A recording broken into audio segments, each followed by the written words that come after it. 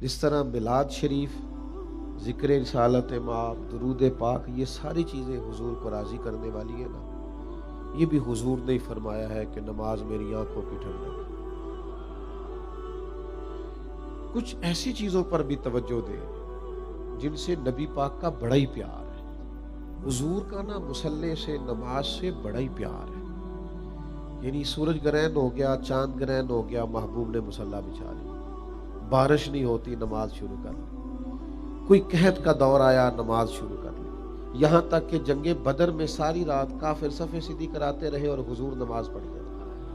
اگرچہ حضور نے بھی صفیں سیدھی کرائیں، وہ سارے کام کیے جو ضرورت کے تھے، لیکن اپنا وقت مصلی پہ گزارا۔ ہمارا نا عبادت والا معاملہ بڑا کمزور ہو گیا، روح کو غذا نہیں ملتی، عبادت نہ کریں تو پھر ہم بے چین رہتے ہیں، کچھ ایسے لگتا ہے جیسے کچھ کھو سا گیا، ایسے محسوس ہوتا ہے جیسے زندگی میں کوئی عجیب سی کمی ہے، کچھ اطمینان سا حاصل نہیں ہو پاتا۔ کیوں؟ اس لیے کہ طلب ہے روح کی کہ مصلی آباد ہو، سجدے کا ذوق ہو، دعائیں لمبی ہو، اس سے شوق بھی بڑھے گا، ذوق بھی بڑھے گا۔ اور یہ جو دنیا داروں کو ہم دکھ بتاتے ہیں، اس سے تو عزت میں کمی آتی ہے۔ جب دعائیں لمبی مانگیں گے، سب اللہ رسول سے کہہ دیں گے، تو راز بھی رہے گا، پردہ بھی رہے گا، اور ہمارے معاملات پہ فضل بھی ہو جائے گا۔ اس لیے اپنی چیزوں کو اس انداز میں بھی ترتیب دیں کہ ہمارا مصلی آباد ہو، مسجدوں میں رونق ہو، ہمارے سجدے، ہماری عبادتیں، ہمارے نوافل، ہماری تلاوتیں، ہمارا درود و سلام۔ میں دوستوں سے اکثر کہا کرتا ہوں کہ بہانہ کرتے ہیں لوگ کہ مجھے ٹائم نہیں ملتا، یہ تو بہت بڑا جھوٹ ہے۔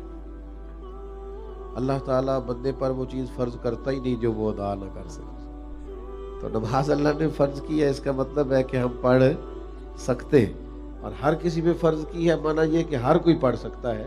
اس لیے اپنے آپ سے جھوٹ نہیں بولیں، اپنے آپ کو دھوکے میں نہ رکھیں، اپنا تعلق اپنے رب سے اور اس کے محبوب سے مضبوط کریں۔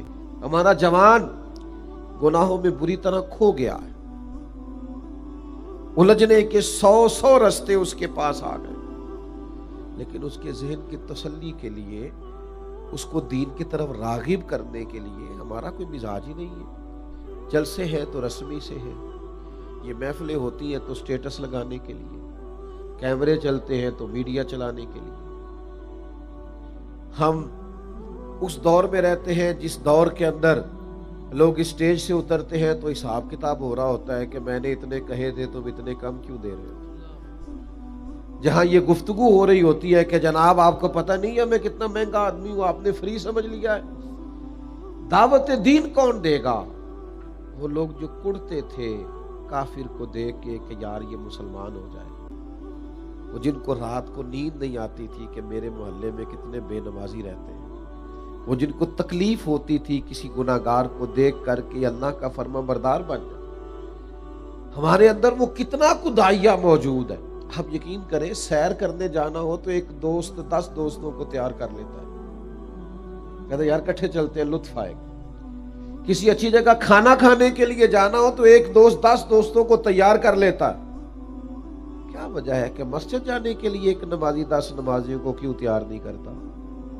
میں نا رمضان شریف سے پہلے شعبان کا آخری جمعہ تھا تو ممبر کی طرف بڑھ رہا تھا، تو ایک صاحب آگے ہو کے مجھ سے ملے اور میری ویسٹ کوٹ کی جیب میں انہوں نے ایک رکا ڈال دیا،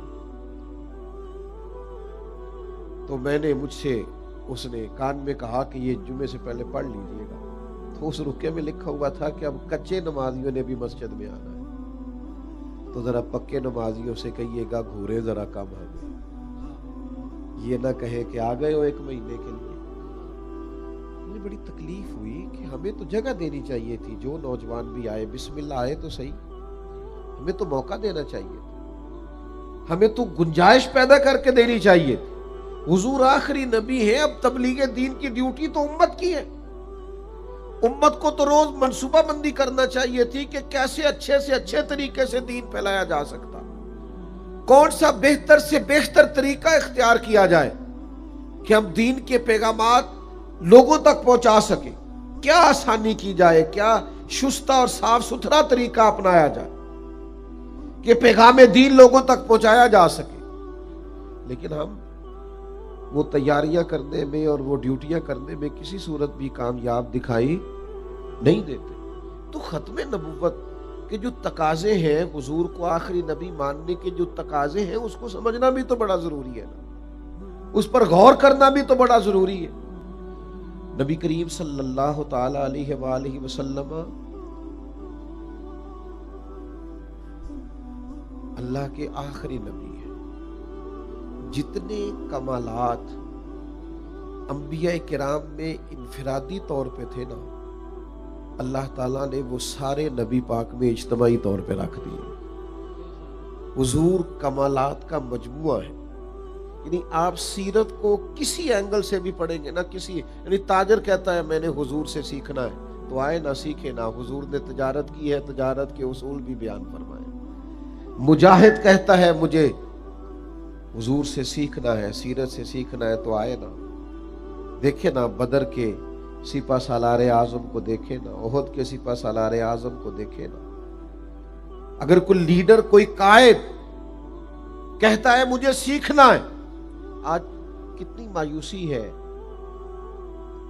صرف اس لیے کہ قیادت مدبر نہیں ہے۔ کتنے قابل نوجوان ہیں جو ملک چھوڑ کے جا رہے ہیں۔ کوئی ذرا سا کام کرنا چاہتا ہے تو لوگ اسے کہتے ہیں یہاں مت کرنا، یہاں کچھ بھی نہیں ہو سکتا۔ کتنے سخت حالات تھے مکہ مکرمہ میں، حضرت سلمان فارسی کو جو تکلیفیں دی گئی، حضرت بلال کے وجود نور پر جو گھاؤ تھے، حضرت خبیب کو جو زخم لگے، حضرت عمار ابن یاسر کا جو خاندان ستایا گیا، لیکن ایک منٹ کے لیے بھی اللہ کے رسول نے صحابہ کو مایوس نہیں ہونے دیا۔ فرمایا آنے والا وقت تمہارا ہے، فرمایا تم دیکھو گے حالات کیسے بدلتے۔ اتنے کڑے حالات میں بھی ان کے جذبے تازہ تھے، لیکن آج سیکھو نا حضور سے۔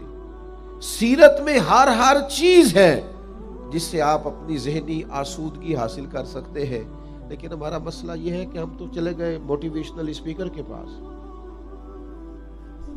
ہم نے تو اپنے اپنے حساب سے چیزیں گھڑ لی، اپنی اپنی ترتیب سے جینے کا سلیقہ سیکھ لیا۔ عزیزو، نبی پاک علیہ السلام کی سیرت پاک تازہ کر دیتی ہے، انسان کو سکون دے دیتی، ٹھنڈک نصیب ہوتی۔ آپ جیسے جیسے محبوب کو پڑھتے جاتے ہیں، اللہ تعالیٰ انشراح صدر عطا فرماتا ہے، باطن میں نور پیدا ہوتا ہے، طمانینت آتی۔ تو نبی پاک علیہ السلام سے سیکھنا ہے، کوئی اور رستہ نہیں ہے۔ کہ دنیا میں بے چین بے قرار وہ شخص ہوتا ہے جسے پتہ نہیں چلتا کہ میرا خالق اور مالک کون ہے، جسے یہ سمجھ نہیں آتی کہ میں کہاں سے آیا ہوں، کس مقصد کے لیے آیا ہوں، مجھے کیوں بھیجا گیا ہے۔ یہ بڑی بے چین کرتی ہے لوگوں کو یہ چیز۔ آپ کو پتہ ہے جو لوگ مقصد زندگی سے آگاہ نہیں ہوتے وہ بری طرح مضطرب رہتے ہیں، ٹوٹ جاتے ہیں، وسوسوں کا شکار ہو جاتے ہیں، ذہنی تناؤ کا شکار ہو، معاذ اللہ ثم معاذ اللہ زندگی کا خاتمہ کر لیتے ہیں، مقصد کی سمجھ نہیں آتی۔ اور آج ہمارے ہاں بھی بہت سارے لوگ ہیں جو مقصد سے دور ہیں، یعنی اگر کسی کا پیسہ کمانا مقصد ہے تو کروڑوں کما لے گا، تو پھر آہستہ آہستہ اسے شک ہونے لگ جاتا ہے کہ جتنے لوگ بھی مجھ سے سلام لیتے ہیں شاید پیسوں کے لیے لیتے ہیں۔ بیچارہ اتنے پیسے رکھنے کے باوجود ہر وقت پریشان رہتا ہے۔ اچھا جی مجھے مشہور ہونا ہے، اب پاکستان میں تو اب جو کلچر بنا ہے ہر طور مشہور ہونا ہے، جو مرضی ہو جائے۔ اب تو سوشل میڈیا پہ ایسے ایسے وزادار لوگ ایسی حرکات کرتے نظر آتے ہیں کہ شرم سے آنکھیں جھکتی۔ تو یہ شہرت جو ہے اس کے لیے بھاگ دوڑ، اگر یہ مقصد ہے تو یہ تو بے چین کر دے گا، بے سکون کر دے گا۔ مقصد حیات جب تک نہیں ملتا، خالق کا پتہ جب تک نہیں ملتا، رازق اور مالک کی پہچان جب تک نہیں ہوتی، انسان تناؤ کا شکار رہتا ہے، ذہنی سکون نہیں ملتا۔ لوگ ڈھونڈتے رہے، بڑے بڑے لوگ الجھ گئے، وہ سراغ چاہتے تھے زندگی کا، وہ نقطے تک پہنچنا چاہتے تھے کہ ہم دنیا میں آئے ہیں تو مقصد کیا ہے۔ میرے بھائیوں، اللہ کی بارگاہ تک پہنچنے کا واحد ذریعہ اور کامل ذریعہ صرف اور صرف ذات رسالت مآب، نبی پاک علیہ الصلوۃ والسلام کی ذات اللہ تبارک و تعالیٰ کی برہان ہے۔ حضور علیہ الصلوۃ والسلام کی ذات تک پہنچنے سے ہی اللہ کی معرفت نصیب ہوتی ہے۔ جتنا جتنا کوئی ذات مصطفیٰ تک پہنچتا جاتا ہے، حضور کو پہچانتا جاتا ہے، اسے اللہ کی معرفت ملتی جاتی ہے۔ سبحان اللہ۔ اس کو سمجھ لیں، نبی پاک علیہ السلام اللہ تبارک و تعالیٰ کے ہونے کی برہان ناطق ہے۔ یا ایھا الناس قد جاءکم برہان من ربکم، حضور سب سے بڑی دلیل۔ اب جو مالک حقیقی کی معرفت چاہے گا، رازق کو، خالق کو، مالک کو پہچاننا چاہے گا، وہ ذریعہ ذات رسالت بات، اس پر بڑے دلائل ہیں۔ قل ان کنتم تحبون اللہ فاتبعوا یحببکم اللہ۔ محبوب ان سے فرما دے رب سے محبت کرنا چاہتے ہیں تو آپ ان سے کہیں میری پیروی کرو، گویا میری پیروی کرو گے تو اللہ خود تم سے محبت فرمائے گا۔ نبی پاک علیہ السلام کی ذات ہی کی معرفت ہوگی، حضور علیہ السلام سے ہی تعلق ہوگا، نبی کریم سے ہی وابستگی ہوگی تو معرفت الہی نصیب ہوگی، ورنہ یہ رستہ بھی سر ہو سکتا۔ اور دیکھیے جو بارگاہ محبوب تک پہنچ جاتا وہ اللہ تعالیٰ تک رسائی پا جاتا۔ بخدا خدا کا یہی ہے دار، نہیں اور کوئی مفر مکر، جو یہاں وہاں سے ہو یہیں آ کے ہو، جو یہاں نہیں تو وہاں نہیں۔ لبوں پہ یا کا نستعین ہے اور اس حقیقت پہ بھی یقین ہے، اگر تیرے واسطے سے مانگو کوئی دعا بے اثر نہ ٹھہرے۔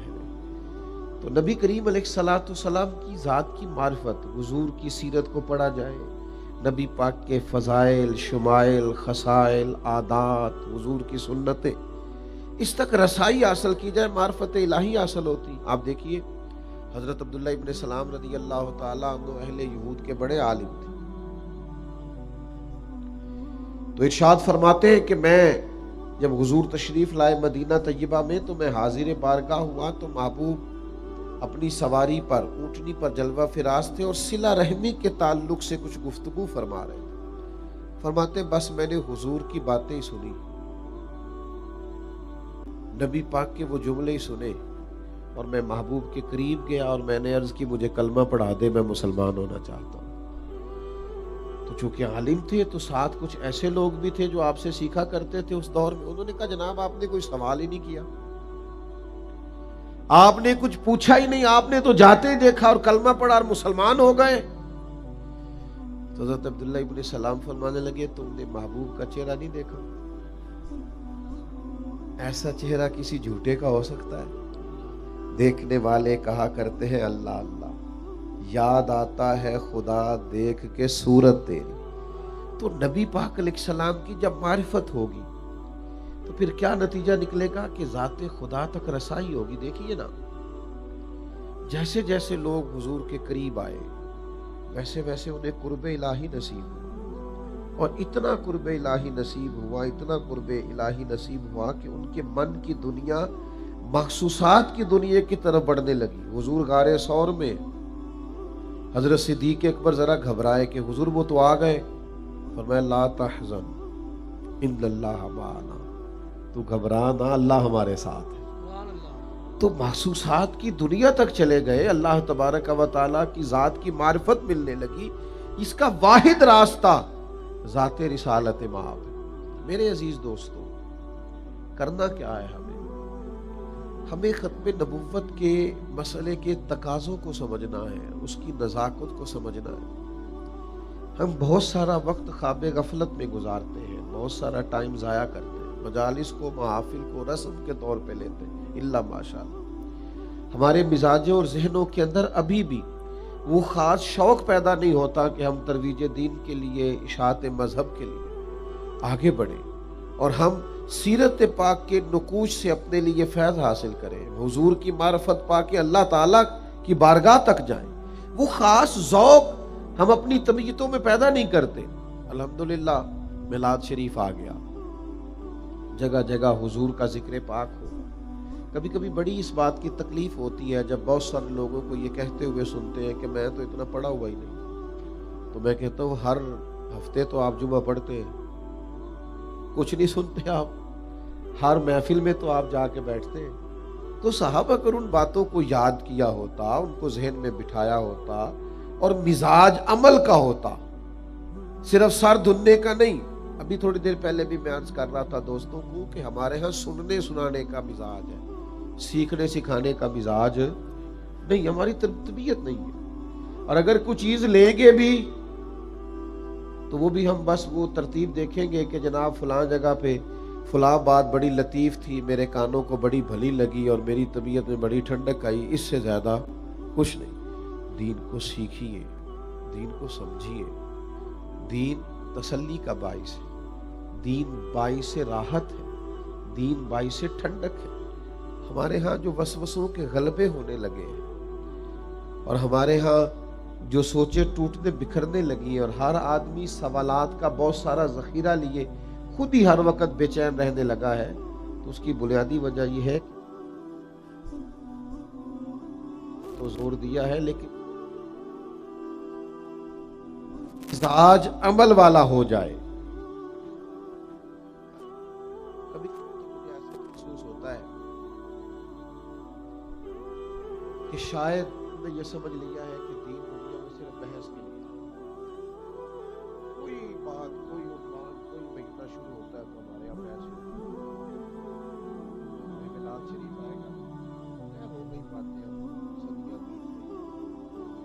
میلاد شریف ایک حسین عمل ہے. کیا ہوتا ہے قرآن مجید کی تلاوت ہوتی ہے, اس کے بعد نعت ہوتی ہے, نعت کے بعد بیان ہوتا ہے, اس کے بعد لنگر شریف بھی ہوتا ہے, پھر اس کے بعد دعا ہوتا ہے.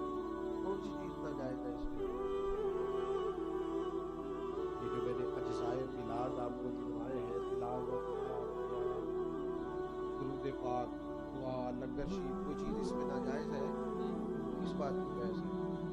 کیوں الجھتے ہیں بلا وجہ؟ بھئی اب میلاد کریں پر ذرا ذوق سے کریں, ذرا سیکھنے کی غرض سے کریں, ذرا شوق سے کریں, بس ایک مہربانی کریں.